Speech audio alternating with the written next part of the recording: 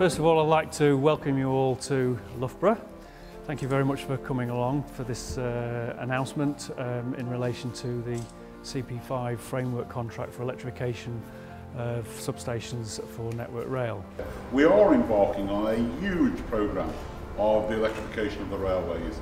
Over the next 5 years, 880 miles of new electrification taking place, making a major difference to our railway industry as far as the kind of journeys and experience that passengers want.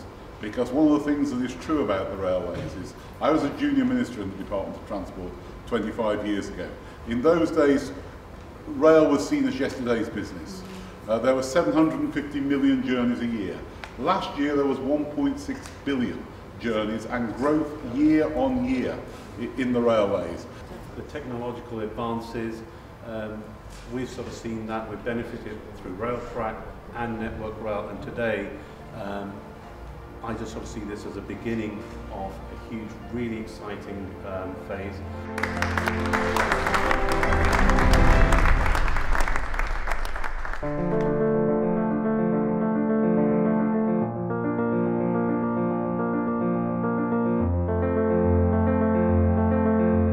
The consortium is a brand new company.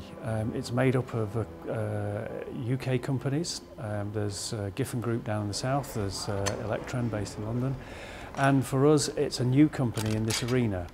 So it gives Network Rail and the government a flag to fly to say that they're buying British, that they are supporting British industry, and that they're introducing competition to help lower the cost of rail transport for the future.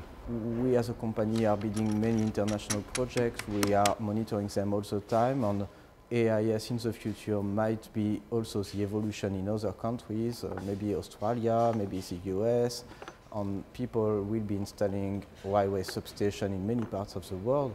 Over time they might move to AIS, and then we will have a product on a track record. So I think the importance for politicians is to recognize at the same time the local building plus the capacity that is created that can have an international extent.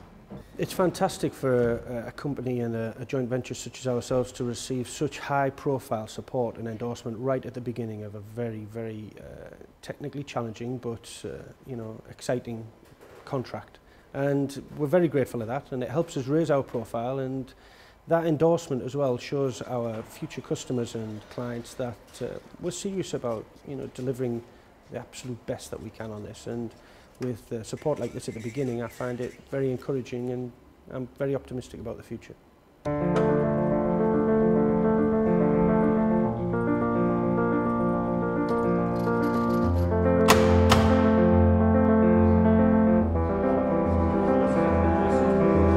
When we are looking at how we do electrification across the country, we want as much locally based from companies across the country as possible, and I'm delighted that this company has won the contract. It's won the contract against some very stiff competition. You know, it's not a huge company, but it's a very important company. £10 million contract each year for the next 5 years gives them security of a good product to sell. Absolutely great things to come, because I was talking to Brian earlier and we were looking at the equipment and he was sort of saying, do you know what? I asked him the question, where do you think this is going to be in 5 years' time? Where do you think this development is going to go? And he was saying, we can package it, we can put it under a platform, we can do something. That is absolutely brilliant, because that will help us in our digital railway. That's where Network Rail is going, that's where British Rail is going. Sorry, we use the term British Rail, but British Railways as a whole. That's where our solutions lie, that's where we need innovation. And this company is looking at all those innovative ideas. SSA as a whole, when you partner up with Giffins, you bring that technology. A lot of work, really innovative work being done by Giffins on London Underground. We'll bring that into Network Rail, into our main line. Electron, a huge Spanish company, great work on high speed and so forth. They're bringing their knowledge to us.